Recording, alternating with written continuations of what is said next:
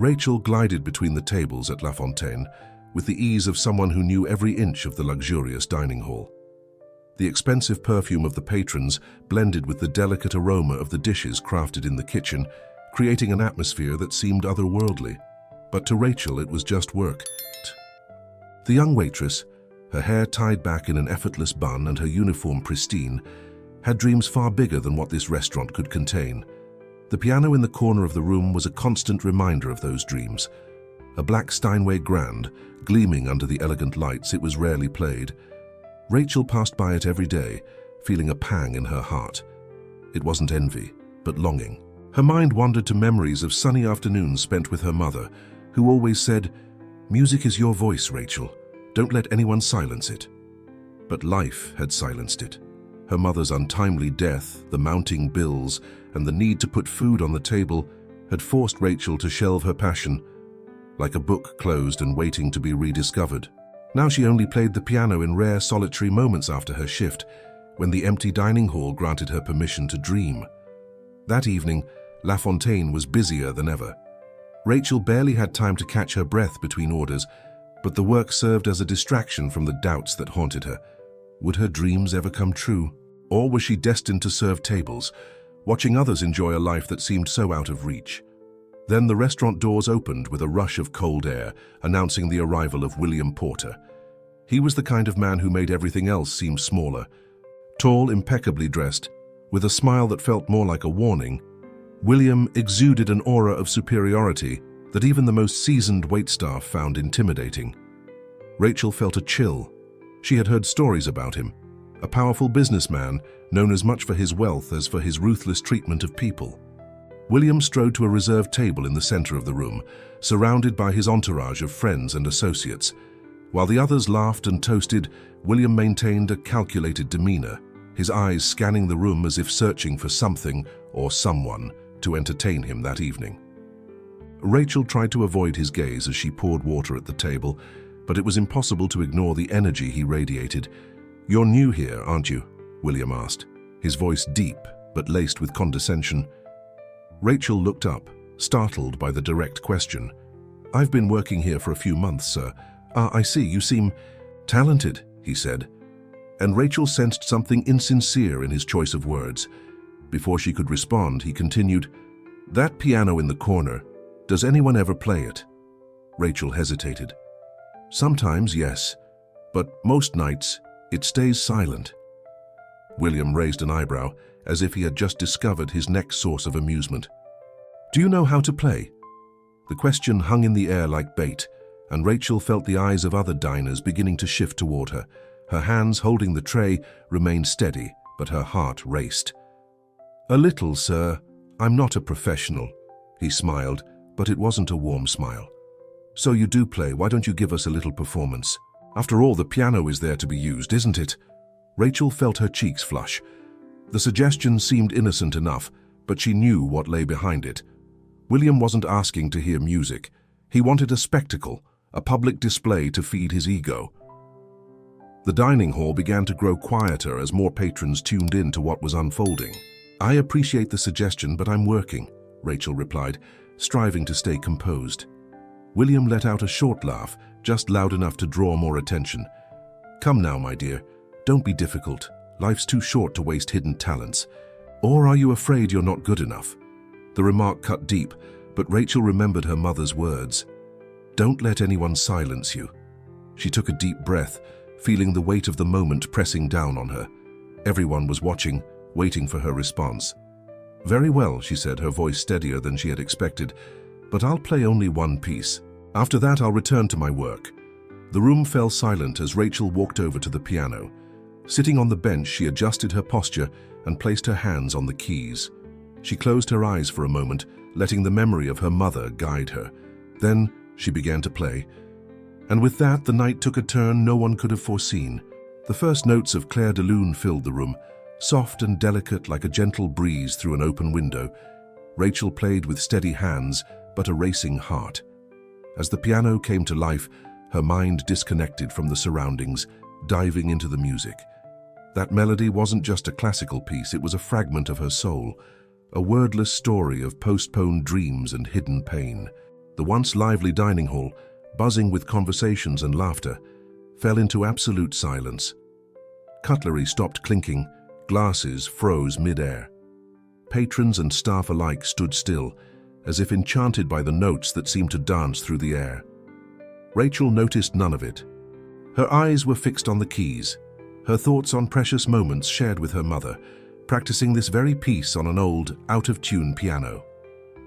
William Porter, whose unshakable air of superiority had been constant all evening, seemed suddenly intrigued. He leaned forward in his chair, his eyebrows raised in an expression that combined surprise and something unfamiliar to him: discomfort. As the notes swelled with intensity and emotion, William found himself unable to muster a single sarcastic thought. For the first time, it seemed, he wasn't in control. Rachel let the final notes linger in the air, each one dissolving like leaves carried away by the wind. When she finished, she remained still for a moment, her hands resting on the keys, listening to the silence around her. Then she looked up at the audience. For the first time, she saw the impact of what she had done. The applause began tentatively, with a few claps, but quickly grew into thunderous ovation. Customers stood from their chairs, some clapping so vigorously it was as if they were trying to make up for having passively watched William's earlier provocation.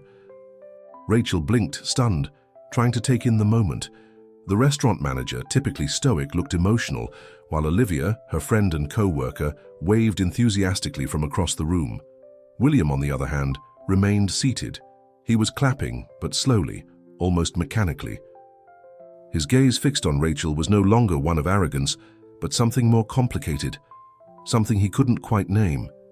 He had lost control of the narrative he had crafted, and it unsettled him deeply. Rachel stood, gave a slight bow of gratitude, and returned to the dining area. People murmured compliments as she passed. "Incredible," said a woman in a red satin dress. "How you should be on a stage, not here," added another. An elderly man with a kind demeanor gently took her hand and said, "That was the most honest performance I've ever heard." Rachel thanked them all, but felt overwhelmed by the sudden attention. Reaching Olivia, who was waiting for her near the kitchen, she was greeted with a warm embrace. "You were amazing," Olivia said, her eyes shining. "It's like you're a different person from the one who always hesitates to play when we're alone." "I just wanted it to be over, Olivia," Rachel replied, still catching her breath. "I didn't do it to impress anyone. It was for me." Olivia smiled. "And that's exactly why it impressed everyone. It was real." Across the room, William finally stood. He walked toward the piano, running his hands over its gleaming surface. His entourage trailed behind him, their expressions puzzled, but no one dared question his thoughts. He looked at Rachel for a moment, as if searching for the right words, but hesitated. "That was unexpected," William said at last. "It seems I underestimated you." Rachel didn't respond. She simply nodded politely and returned to her duties. William watched her walk away, a new and unsettling sensation stirring within him, a vulnerability he wasn't accustomed to. Later that evening, as the last customers left and the dining hall was being cleaned, Rachel felt a mix of relief and unease. She had reclaimed a piece of herself, but it brought questions. Was it just a fleeting moment or the start of something more? And most importantly, what would come next? The night had ended, but the impact of what had happened still echoed through La Fontaine. Rachel sat in the locker room, changing out of her uniform, when she heard footsteps near the door. Olivia walked in carrying 2 paper cups of hot coffee. "I think you deserve this more than anyone tonight," Olivia said, handing her one of the cups. Rachel offered a timid smile in thanks, but her thoughts were elsewhere. Sitting in silence, she stared at her hands, still feeling the faint vibration left by the piano after an intense performance. "You okay?" Olivia asked, sitting beside her. Rachel shrugged. "I don't know. It was strange. Good, but strange. I'm not used to being seen, you know."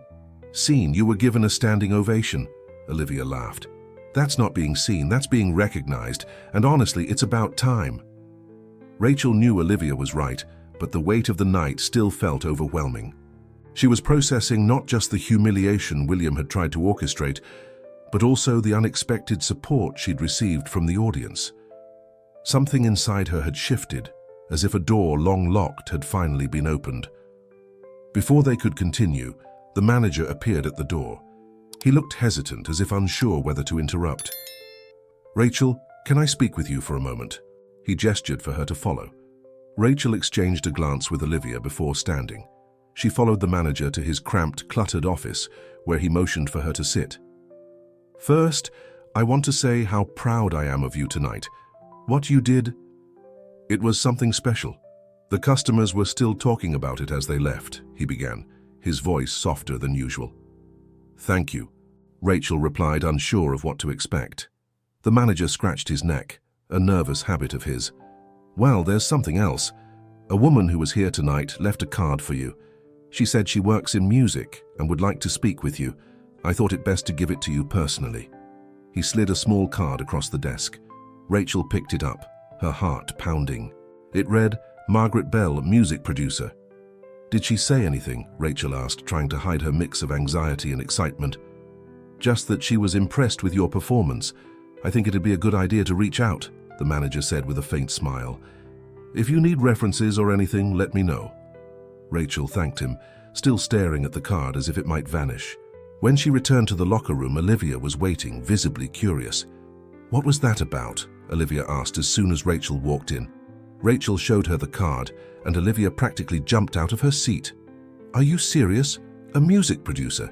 You have to call her tomorrow." "I don't even know what to say. What if she's just being polite?" Rachel replied, biting her lower lip. Olivia shook her head emphatically. "Are you kidding me? You shut down William Porter and moved an entire room to tears. That's not politeness, Rachel. That's recognition. You have to follow this." Rachel knew her friend was right, but doubt still lingered in her mind. It was hard for her to believe that something so positive could actually happen. Yet, as she looked at the card again, a tiny spark of hope began to form. Meanwhile, across town, William sat in his luxury penthouse, staring out at Raleigh's city lights. He couldn't get Rachel out of his mind. There was something about her performance that deeply unsettled him. It wasn't just her talent. It was the way she had turned the tables on him, exposing his arrogance in front of everyone. Holding a glass of whiskey, the ice clinking against the crystal, William mulled over his thoughts. For the first time in years, he felt unsure. He was used to controlling situations and people, but Rachel had shown a strength he hadn't expected. Somehow he found himself drawn to that.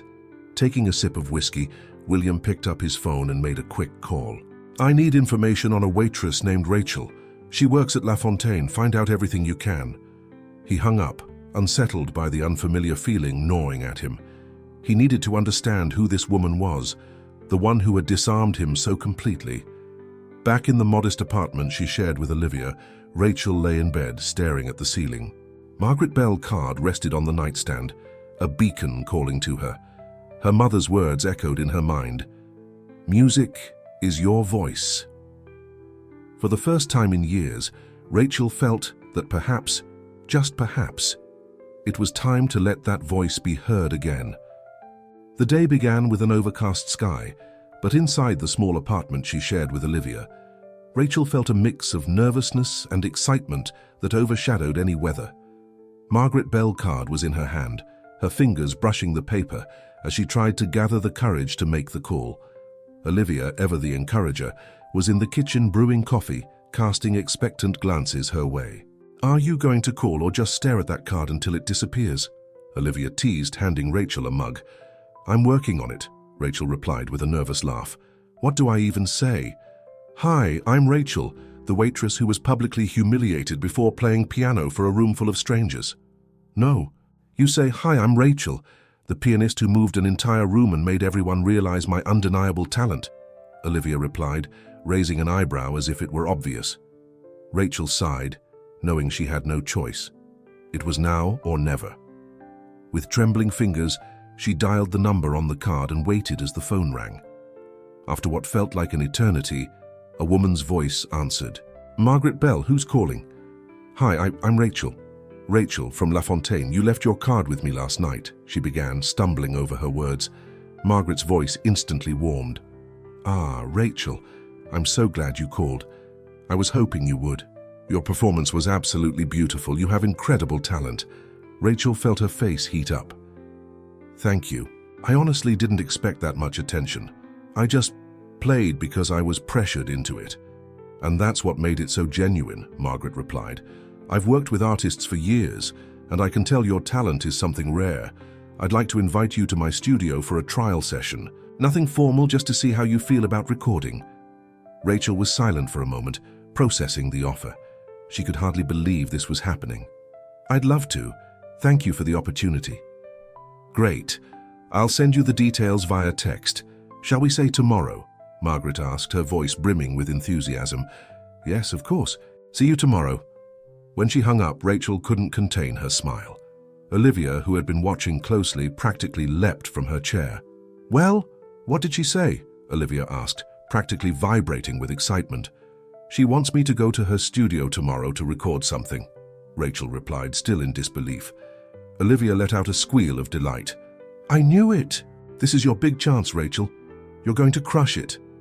That same afternoon, while Rachel tried to emotionally prepare for what was to come, William Porter was in his office, reviewing the report he had requested. An efficient assistant had delivered everything he could find about Rachel, her family background, her job at La Fontaine, even the years she had studied music before being forced to abandon her education. He examined the details carefully, intrigued by the contrast between Rachel's modest life and the extraordinary talent she had displayed the night before. William felt a mix of curiosity and something deeper, a need to make amends for what he had done. He decided he needed to see her again. He didn't know exactly what he intended, but he felt there was more to this young woman than he had initially realized. The next day, Rachel arrived at Margaret's studio with her heart pounding. The space was modern, with soundproofed walls and instruments arranged with care. Margaret greeted her with a warm smile. I'm so glad you came, Margaret said, guiding Rachel inside. I want you to feel completely at ease. Play whatever piece you feel most comfortable with. This is all about you. Rachel sat at the piano, a perfectly tuned instrument that seemed to be waiting just for her. She played a few notes to get a feel for it, then began to play a melody she had composed years ago but had never shared with anyone. As she played, Margaret watched from the other side of the glass, clearly captivated. When Rachel finished, Margaret entered the room with a smile that lit up the space. That was beautiful, Rachel, absolutely unique. You have something special, and I want to help you share it with the world. Rachel felt a lump in her throat, fighting back tears. For the first time, someone outside her small circle of friends truly believed in her. But as Margaret started making plans for the next steps, a troubling thought crossed Rachel's mind. William. Something about his expression the other night unsettled her, as if he wasn't just impressed but scheming. She shook her head, pushing the thought away. This was her moment, and she wouldn't let anyone take it from her. Rachel spent the rest of the day in Margaret's studio, immersed in a world that felt almost surreal.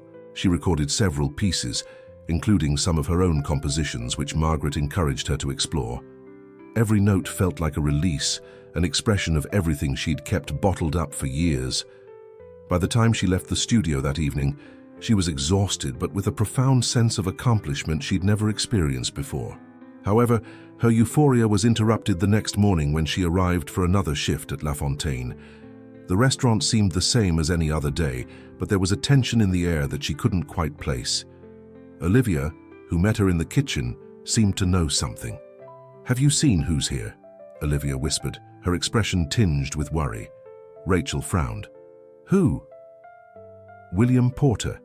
He booked a table again, and he's alone this time. Rachel's stomach churned. William was the last person she wanted to see, especially after the night he had tried to humiliate her, but she knew she couldn't avoid him.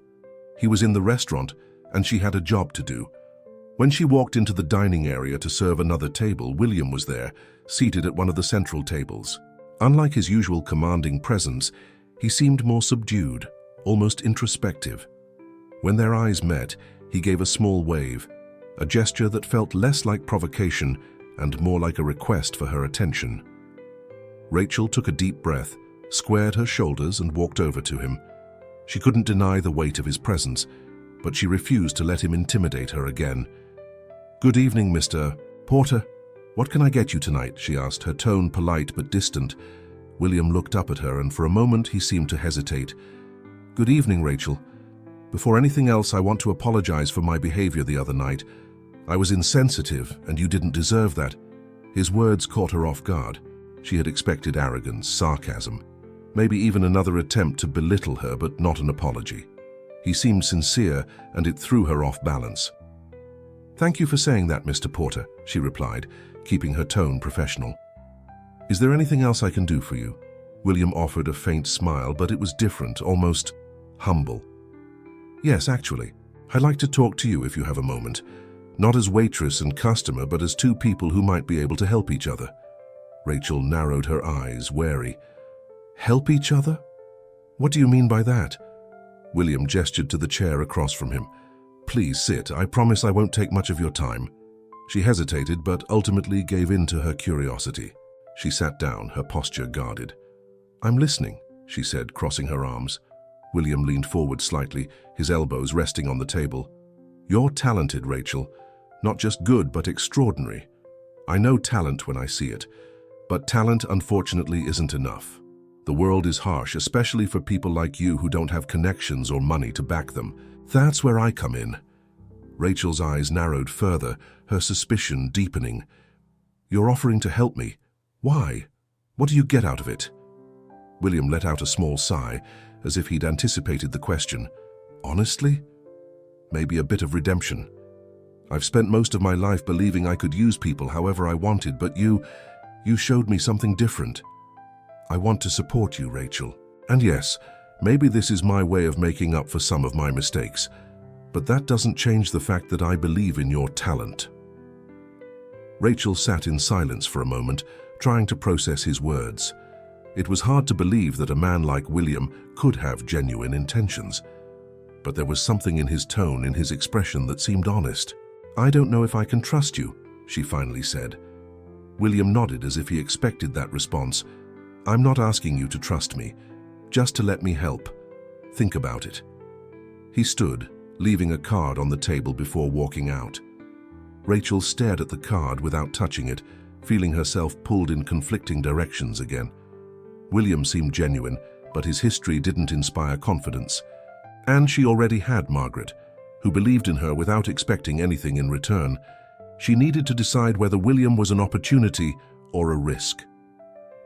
That evening at home, Rachel and Olivia discussed the encounter. "What do you think he really wants?" Olivia asked, munching on a bowl of popcorn. "I don't know, maybe he's trying to clear his conscience. Or maybe he actually sees something in me," Rachel replied, glancing at William's card now sitting on the table. Olivia shrugged. "If he's being sincere, he could be useful. But tread carefully, Rachel. You know how men like him are. Everything has a price."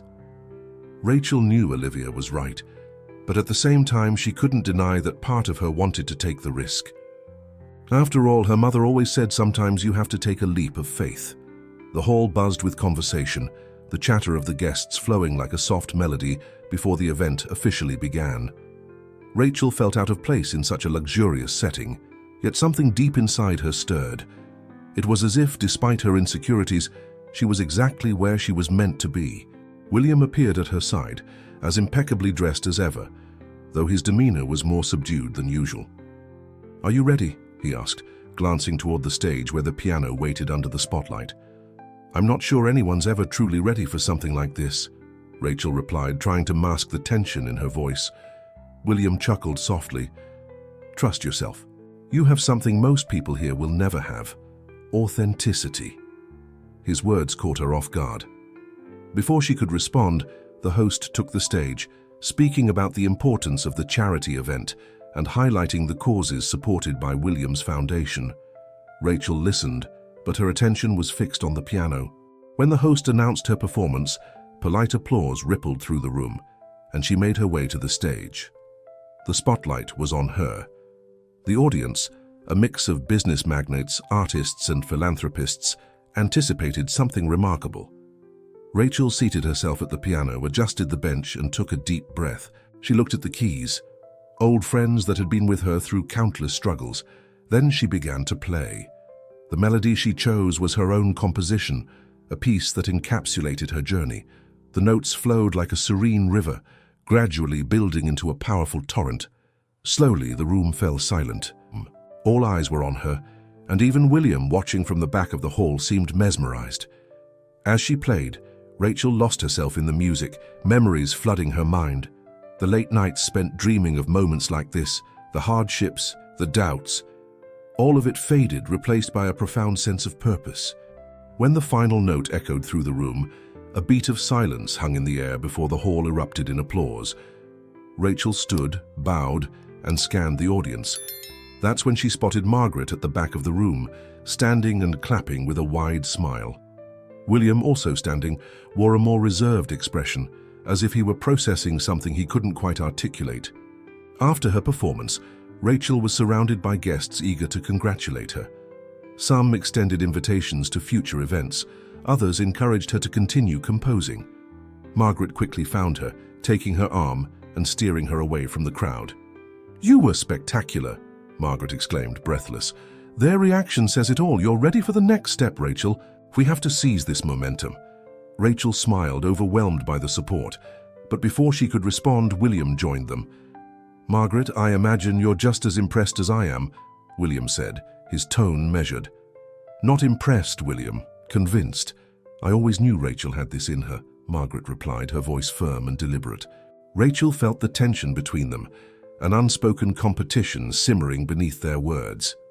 Before the exchange could escalate, one of the organizers called William away to address a matter, and he excused himself. Margaret turned back to Rachel, her expression serious. "Be careful with him. William is a master at using people for his own ends. Don't let him dim your light." Rachel nodded, though Margaret's warning only deepened her inner conflict. William seemed genuine in his efforts to help her, yet Margaret's skepticism was hard to ignore. Later, as the event wound down, Rachel found William standing alone on a balcony, gazing at the city lights.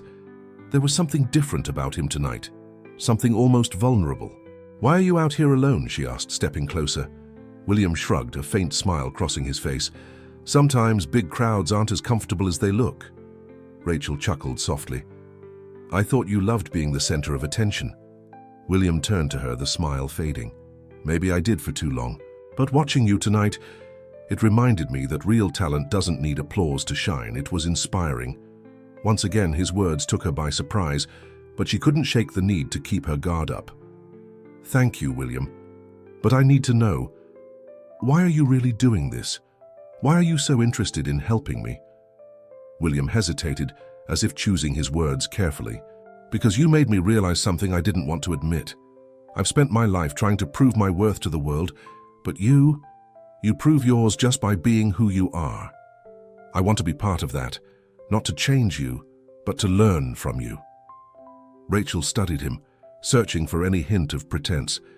There was something in his tone that felt honest, though she couldn't ignore the lingering doubt. "I just hope this is as genuine as it sounds," she said finally. William nodded, seeming to understand. "It is. At least, I hope it is." As she returned to the hall, Rachel felt herself standing at a crossroads. Margaret represented the safe path, while William offered something riskier and uncertain. Both options could shape her future, but the choice was hers alone. Later that night, back home, Rachel opened her notebook and began to write. Music had always been her way of finding answers, and once again, she hoped it would guide her. The soft sound of Rachel's pencil scratching the paper was the only thing echoing in her small room. The compositions emerged almost as a reflection of her inner turmoil, alternating between delicate tones and intense notes full of conflict. As she worked, her mind wandered through everything that had happened in the past weeks: Margaret, William, the charity event, and the growing feeling that she was on the brink of something transformative. When she finished writing, she put the pencil down and looked out the window. The sun was beginning to rise, painting the sky with hues of orange and pink. There was a strange peace in that light, as if it were a reminder that she had time, that she didn't need to make all her decisions at once. But at the same time, she felt the weight of the choice she needed to make. Later that day, Margaret called Rachel with some exciting news. "I just got confirmation that the producer I spoke to wants to meet you. He loved the recordings we made and is willing to sign you, Rachel. This is the beginning of something big," Margaret said enthusiastically. Rachel smiled, overcome with emotion. "That's amazing, Margaret. Thank you for everything you've done for me." "You deserve it, Rachel. But please tell me you'll accept this without hesitation. It's your chance to shine without interference or questionable commitments." Rachel knew Margaret was referring to William. Even though Margaret had never said it outright, her distrust of him was obvious. And deep down, Rachel knew there was something risky about letting William remain involved in her life. That night, William sent a message. He invited her to dinner, saying he had something important to discuss. Still uncertain, Rachel decided to accept. She needed clarity and perhaps answers only he could provide. The restaurant was elegant, but the atmosphere between them was reserved. William seemed more nervous than usual, as if he were struggling to find the right words. "Thank you for coming," he began, adjusting the wineglass in front of him. "I know I'm probably overwhelming you with all this, but I want you to know my intentions are sincere." Rachel crossed her arms, looking directly at him. "Honestly, William, I still don't know what you really want. You say you want to help me, but why? Out of guilt? Out of interest?" William sighed, running a hand through his hair. "Maybe it's a bit of all that, but mostly, I think I want to believe I can do something that truly matters. My whole life has been about money, power, control. The night you played at La Fontaine, when that was real. You are real. And I want to help you achieve what you deserve without ruining everything in the process." Rachel remained silent, absorbing his words. She felt the truth in his voice, but there was still a lingering fear that accepting his help could jeopardize everything she had been building. "William, I appreciate what you're saying, but the truth is, I already have someone who believes in me and is helping me honestly. Margaret has given me an incredible opportunity, and I think I need to follow that path," she finally said. William stared at her, and for a moment it seemed like he was going to argue. But instead he nodded slowly as if accepting the inevitable. "I understand, and if that's what you want, then you should go for it. Just know that I'll be rooting for you, even from a distance." His words were sincere, and Rachel felt a weight lift from her shoulders. She didn't want to hurt him, but she knew she had to stay true to herself. Weeks later, Rachel was in a small studio in New York, seated at a piano as the producer Margaret had mentioned reviewed her recordings. He was an experienced man, with a sharp eye and an expression that rarely softened. When he finished listening, he looked at Rachel with an almost imperceptible smile. "You've got something special, Rachel. It's not just technique, it's emotion. That's rare. I want to work with you," he said, extending his hand. Rachel shook his hand, feeling like she was finally where she was meant to be. From that moment, her life changed. She began recording her first album, compositions that reflected her journey of struggle, sacrifice, and triumph. A year later, Rachel was on stage, about to begin her first international tour. The theater was packed, the lights focused on her. As she started playing, she felt the same connection she had felt at La Fontaine, but now with an audience there solely to hear her. At the back of the hall, William sat quietly, watching her with a mix of pride and longing. He had kept his promise to root for her from afar, knowing that Rachel's brilliance didn't need him to shine. Rachel finished her piece to thunderous applause. As she bowed in gratitude, she thought of her mother, Margaret, Olivia, and yes, even William. They had all been crucial parts of her story. Music was, after all, her voice, and now she was finally being heard.